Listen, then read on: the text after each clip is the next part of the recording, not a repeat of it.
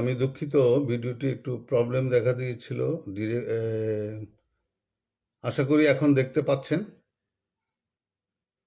তো আমি যেটা বলতে চেয়েছিলাম সেটা হলো যে বাংলাদেশ একটা বিপজ্জনক অবস্থার মধ্যে আছে। এই বিপজ্জনক অবস্থা থেকে বাংলাদেশকে বেরিয়ে আসতে হবে। বাংলাদেশের মানুষের, মুক্তিকামী মানুষ যারা স্বাধীনতা যুদ্ধে বিশ্বাস করত, তাদের মধ্যে আজ ঐক্য নেই, ঐক্যে ফাটল ধরা হয়েছে। বাংলাদেশের সোসাইটিতে, সমাজ ব্যবস্থাতে হিংসা যে একটা জিনিস, এই হিংসাটা বেশি কাজ করছে। এবং এই হিংসাটা আমাদের জাতীয় জীবনে যারা এই হিংসার বীজ বপন করে গেছে, তারা বঙ্গবন্ধুকে হত্যা করার পরে এই হিংসার বীজটা তারা বপন করে দিয়ে গেছিল। আমাদের মধ্যে ডিভিশন, আমাদের মধ্যে ভাগাভাগি, জাতীয়তাবাদ, এটা সেটা নিয়ে তারা সুন্দরভাবে করে গেছে এবং এইটাও আজ পর্যন্ত চলছে। তো এই হিংসার থেকে বেরিয়ে আসতে হবে। হিংসার থেকে বেরিয়ে এসে আমাদের জাতিকে গঠন করতে হবে, আমাদের জাতিকে সামনে এগিয়ে নিয়ে যেতে হবে। আমি এই জন্যই অনুরোধ করতে এসেছি, আমি তাগিদ অনুভব করছি। আপনার সোহেল তাজ, আপনার এই যে লাইভটা আমি দেখেছিলাম, দেখে আমার মনে হলো, আমি মনে করেছি আজকে নতুন আঙ্গিকে আপনি কিছু বলবেন। শুধু আমি না, সারা বাংলাদেশের মানুষ চেয়ে আছে, সারা বাংলাদেশের মানুষ চেয়ে আছে আপনার দিকে। আপনি পারেন, আপনার একটা ফেস ভ্যালু আছে, আপনার অবস্থান আছে, আপনি আধুনিক একজন ইয়াং মানুষ, আপনি একটা আধুনিক বাংলাদেশ গড়ার ব্যাপারে এই মুহূর্তে আপনি সহযোগিতা করতে পারেন। এই সহযোগিতার জন্য আপনি কারোর বিরোধ না করে বন্ধুত্বের হাত বাড়িয়ে, অংশীদারিত্বের হাত বাড়িয়ে, দেশ গড়ার স্বার্থের অংশীদারিত্বের হাত বাড়িয়ে আপনি আমাদের প্রধানমন্ত্রীকে অনুরোধ করুন, আমাদের দেশে একটা গণতান্ত্রিক পরিবেশ ফিরিয়ে দেখ। ওই যে আমি 101 জন সিন্ডিকেট করার কথা বলছি নিয়োগ দেওয়ার জন্য, এরকম বহু লোক আছে যারা আধুনিক বাংলাদেশ গড়তে চায়, মুক্তিযুদ্ধের বাংলাদেশ গড়তে চায়। আজকে এই মুক্তিযুদ্ধের বাংলাদেশ, আধুনিক বাংলাদেশ, বঙ্গবন্ধু সোনার বাংলাদেশ গড়ার ব্যাপারে যেই টানাহেঁচড়া যে কিছু চলছে, এতে আমাদের ভবিষ্যৎ অন্ধকার ছাড়া কিছু নেই। অন্ধকার থেকে বাংলাদেশকে আলোর পথে নিয়ে যাওয়ার জন্য আলোকিত মানুষের প্রয়োজন। আমি মনে করি জানাব সোহেল তাজ, আপনি একজন আলোকিত মানুষ। আমি বাংলাদেশের প্রধানমন্ত্রীকে অনুরোধ করব, সমস্ত ভেদাভেদ, সমস্ত বাধা অতিক্রম করে আপনি ডাকুন। দেশ গড়ার কাজে যে যেখানে অবদান রাখতে চায় সেই সমস্ত ভালো লোকজনকে নিয়ে একটা সিন্ডিকেট গঠন করা হোক, যেটা হবে সিন্ডিকেট কক্ষ, 101 জন। তারা হবে রাষ্ট্রের, আমাদের হারিয়ে যাওয়া যেসব জিনিসগুলি আমরা হারিয়ে গিয়েছে বিভিন্ন চক্রান্তের কারণে, সেগুলিকে গুছিয়ে আমাদের জাতীয় মৌলিক যে নীতি, মুক্তিযুদ্ধের জাতীয় মৌলিক যে আদর্শ, সেই ট্রেনের লাইনে দেশটাকে তুলে সামনের দিকে নিয়ে যাবে। এই হলো আজকের কাজ। যদি এই কাজ না করা হয়, বাংলাদেশ এখন যেদিকে যাচ্ছে, বাংলাদেশের সামনে খুব গভীর অন্ধকার খাদের কাছে দাঁড়িয়ে আছে বাংলাদেশ। এই খাদের কাছ থেকে বাঁচাতে হলে একটাই রাস্তা, এই 101 জন মানুষ দিয়ে একটা সিন্ডিকেট গঠন করে দিয়ে, তাদের কাছে রাষ্ট্র ক্ষমতা দিয়ে আমরা একটা গণতান্ত্রিক পরিবেশের স্বার্থে একটা নতুন নির্বাচন দিতে হবে। জনগণের অধিকার জনগণের কাছে ফেরত দিতে হবে। কেউ যদি বলেন যে ইলেকশন তো হয়েছে, জনগণের অধিকার আছে, এটা মিথ্যা কথা। নাই, মানুষের কোনো অধিকার নাই, মানুষ কথা বলতে পারে না। সেখানে এমন একটা শক্তি, এমন একটা প্র্যাকটিস এখন চলছে, যেখানে বাংলাদেশের কোনো মানুষ শান্তিতে নাই, নিশ্চিন্তে নাই, বাংলাদেশের মানুষ নিরাপত্তার মধ্যে নাই। বাংলাদেশের মানুষের উপর বিভিন্ন দিক থেকে বিভিন্ন রকম চাপ আছে। বাংলাদেশের মানুষ নিঃশ্বাস নিতে পারে না। হ্যাঁ, বাংলাদেশের মানুষ ঘুমোতে পারে না। বাংলাদেশের মানুষ তার নিরাপত্তা তার ঘাড়ের কাছে সে নিরাপদ বোধ করে না। কারণ হচ্ছে বাংলাদেশের সোসাইটিতে শক্তির প্রয়োগ, এক ধরনের হিরো আছে, তারা কয়েক লক্ষ, তারা লক্ষ লক্ষ লোক, তারা অনেক টাকার মালিক, তারা সমাজকে নিয়ন্ত্রণ করে, সমাজকে দূষিত করে। তাদেরকে পরাজিত করতে হবে। তাদেরকে পরাজিত করতে হবে ভালো মানুষের শক্তি দিয়ে, মানবিক শক্তি দিয়ে। এই শক্তিটা আপনি যোগাবেন জনাব সোহেল তাজ। আপনি এগিয়ে আসুন।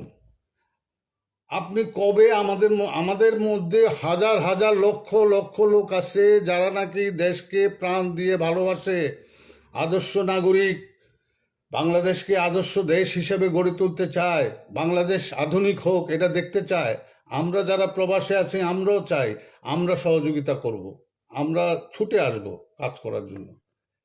আপনি সমস্ত ভেদাভেদ ভুলে গিয়ে, মনের খেদ ভুলে গিয়ে আপনি বলেন, খোলাসা করে বলেন যে আমরা এভাবে দেশ গড়তে চাই। হ্যাঁ, এই আলোকে আমাদের দেশকে সামনে এগিয়ে নিয়ে যান। আপনি যে কমান্ডোর কথা বলেন, ঠিক আছে, কমান্ডো আমরা হব। কমান্ডো হলো মুক্তিযুদ্ধের কমান্ডো।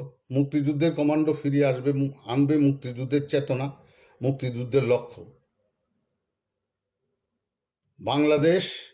বাংলাদেশের মানুষ বাংলাদেশের মালিকানা ফিরিয়ে আনবে, রাষ্ট্রের অধিকার ফিরিয়ে আনবে। রাষ্ট্র উল্টা পথে চলে, রাষ্ট্র কোনো সোজা পথে চলে না। রাষ্ট্রযন্ত্রের যারা মালিক, রাষ্ট্র যারা চালায়, তারা তাদেরকে নিজেরে রাষ্ট্রের মালিক মনে করে, জনগণকে মনে করে না। এই জিনিসটা জনগণের কাছে ফেরত দিতে হবে। ফেরত দিতে হলে কোনো কোনোভাবে আলোকিত মানুষের প্রয়োজন হয়। তো আমি আপনাকে অনুরোধ করব, আপনি আসেন, এই আলোকে আসেন।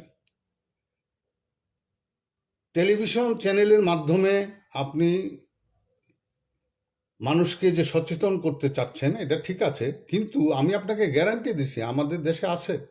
আমাদের দেশের এই যে নতুন জেনারেশন 2018 2019-এর যে ছাত্র সমাজ, যে যুব সমাজ আছে, তারা অনেক সচেতন।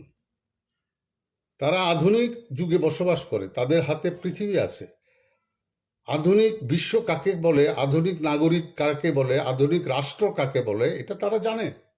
শুধু তাদেরকে সংগঠিত করতে হবে। সংগঠিত করতে গেলে তাদেরকে একটা রাষ্ট্রীয় পরিবেশ দিতে হবে।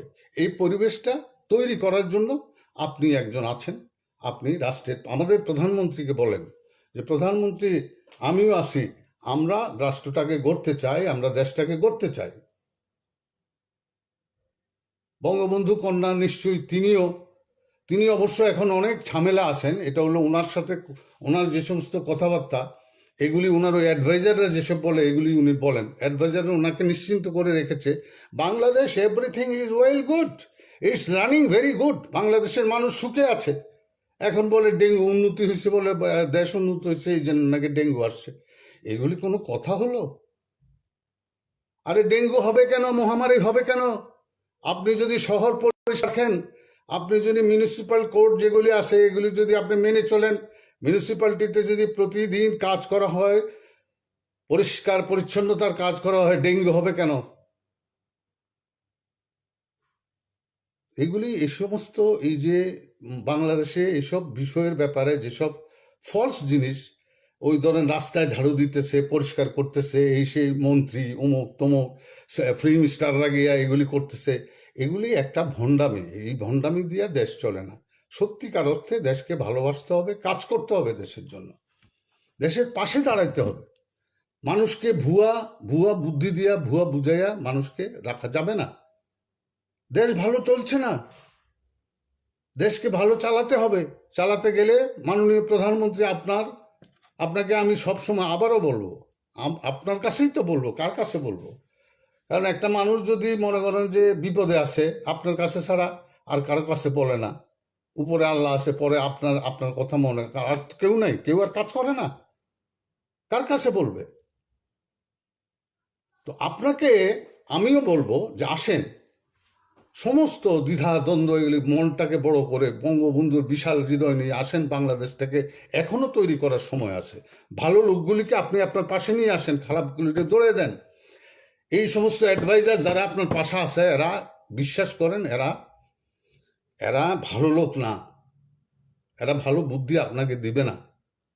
ভালো লোকগুলিকে আপনার কাছে নেন, কাছে নিয়ে দেশকে গড়েন। আপনি বলতে পারেন যে তুমি কে বেটা, তোমার অত উদ্যত্ত, তুমি আমাকে টিচারি করো, এইসব আমাকে বুঝাও, এসে আমি সাধারণ মানুষ, আমি দেশকে অসীম ভালোবাসি, আমি দেশের ভালো চাই, ভালো একটা বাংলাদেশ চাই, সুস্থ একটা বাংলাদেশ চাই, যেখানে মানুষ মৃত্যু বরণ করবে, মানুষ সে মরবে, সে মরার আগে প্রাউড ফিল করবে যে আমি একটা সুস্থ ভালো দেশের নাগরিক হিসাবে আজ পৃথিবী ছেড়ে চলে যাচ্ছি। সেই বাংলাদেশ আমি করার জন্য বলতেছি আপনাকে। আপনি বঙ্গবন্ধুর কন্যা। তো আজকে আমি সোহেল তাজের উপর মোটামুটি আমি খুব আশা ছিল যে তিনি এমন কিছু স্বপ্ন আমাদেরকে দেখাবেন, এমন কিছু কথা তিনি আমাদেরকে বলবেন যেটা দিয়ে নাকি আমরা এগিয়ে যেতে পারবো। তো উনি বলবেন, আমি বিশ্বাস করি উনি বলবেন। উনি আমাদের সামনে আসছেন, ওনার যে কনসেপ্টগুলি, ওনার যে ধারণাগুলি, এগুলিকে আমাদেরকে স্পষ্ট করছেন। তো আমার বক্তব্য হচ্ছে, আমি চাই জনাব সোহেল তাজ, আপনি রাষ্ট্র ক্ষমতার সাথে সম্পৃক্ত যদি না হন, তাহলে কিন্তু পরিবর্তন খুব সহজে কিছু করা যাবে না। কারণ পরিবর্তন করতে হলে রাষ্ট্র ক্ষমতার ভিতরে থাকতে হবে, এবং সেই সুযোগটা আমাদের আছে। কারণ আমাদের রাষ্ট্র ক্ষমতা এখন যার কাছে আছে, তিনি আমাদের জাতির জনকের কন্যা। আমরা ওনাকে সাথে নিয়ে করতে চাই, আপনি থাকেন। আমরা বারবার ওনাকে বলবো, আপনি থাকেন, আপনি সহ করেন। এটা আমাদের দেশ, আমরা গড়ব। কিন্তু দুঃখের বিষয় হলো, তিনি শুনবেন কি না আমি জানি না। আমি অনেকের সাথে আমার পরিচিত, আমি আলাপ করে দেখেছি। আমি আমার যে ধারণাটা, এটার কথা বলেছি, ওনারা বলেছেন তোমার ধারণাটা সঠিক আছে, কিন্তু এই কথাগুলি ওনার কাছে পৌঁছবে কি না, এটা হলো খুব কঠিন বিষয় আর কি। তো আমি আশা করি আর কি, যদি কোনোভাবে পৌঁছে, তাহলে আসেন একসাথে নতুন করে চিন্তা করি বাংলাদেশকে গড়ার জন্য। 101 জন মানুষ নেন, অনেক লোক আছে, সৎ ভালো লোক, দেশের উন্নতি চায়, তারা মৃত্যুর আগে দেখতে চায় যে বাংলাদেশ তার মুক্তিযুদ্ধের মাধ্যমে যে অর্জন করেছে, সেই অর্জনের স্তম্ভের উপর দাঁড়িয়ে দেশটা সামনের দিকে এগিয়ে যাক, এটা সবাই চায়। আসেন আমরা এই কাজটা করি, এই কাজটা করে আমরা সামনের দিকে এগিয়ে যাই। বাংলাদেশ ভালো নেই, বাংলাদেশকে ভালো থাকতে হবে। বাংলাদেশ স্বাধীন সার্বভৌম দেশ। এই দেশের প্রতি আমাদের অনেক মমত্ববোধ আছে, ভালোবাসা আছে। সেই মমত্ববোধ এবং ভালোবাসার দাবি নিয়ে বলছি, আসুন আমরা একসাথে এই দেশটাকে গড়ে তুলি। সবাইকে ধন্যবাদ। জনাব সোহেল তাজ, আপনার কাছে আমি দুঃখ প্রকাশ করছি। আমি যেহেতু আপনার সেই লাইভটা দেখেছি, দেখে আমার মনে হলো যে আমি দুটো কথা বলি, সেই জন্য আমি বললাম। আমি কোশ্চেন লিখেছিলাম ইয়েতে, আপনার লাইভে। হ্যাঁ, কারণ আমার ধারণা হচ্ছে যে প্রত্যক্ষ রাজনৈতিক ইনিশিয়েটিভ ছাড়া, প্রত্যক্ষ রাজনৈতিক উদ্যোগ ছাড়া, রাজনৈতিক সংকট থেকে দেশকে এবং রাষ্ট্রকে বের করে আনা, এটা খুবই কঠিন ব্যাপার এবং জটিল ব্যাপার। তো আপনার ধারণা ঠিক আছে, আপনি মানে মৌলিকভাবে অনেকগুলি মানে আদর্শ নাগরিকের মানসিক প্রস্তুতির কথা বলছেন, এটা দরকার আছে, এটা আছে আমাদের দেশে, সেই ধরনের লোক আছে, আমি আশা করি। তো সবাইকে ধন্যবাদ, ভালো থাকবেন, সুস্থ থাকবেন। বাংলাদেশ দীর্ঘজীবী হোক। জয় বাংলা, জয় বঙ্গবন্ধু।